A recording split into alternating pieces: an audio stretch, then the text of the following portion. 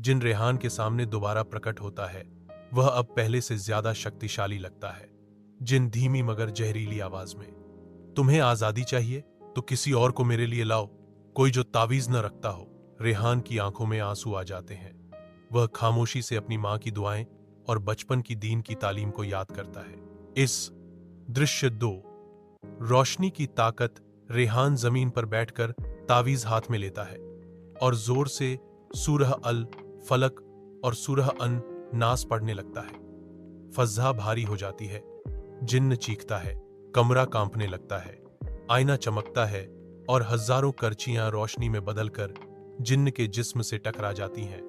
जिन दृश्य 3, आखिरी कुर्बानी। जिन टूटने लगता है लेकिन एक आखिरी वार के लिए लपकता है। रेहान चीखता है, मेरे रब की पनाह काफी है। रोशनी का एक बड़ा धमाका होता है, सब कुछ सफेद हो जाता है। दृश्य 4, खामोशी और वापसी। रेहान की आंख खुलती है। वह अपनी कुर्सी पर बैठा हुआ है। मोबाइल पर वक्त वही दिखा रहा है जहां से सब शुरू हुआ था, लेकिन जैसे ही वह उठता है सामने आईने में खुद का अक्स नजर नहीं आ रहा। रेहान खामोशी से, क्या मैं बच गया या यह सिर्फ एक नया फरेब है? एंटाइटल। कुछ दरवाजे बंद ही रहने चाहिए। सीरीज मुकम्मल हुई या शायद नहीं।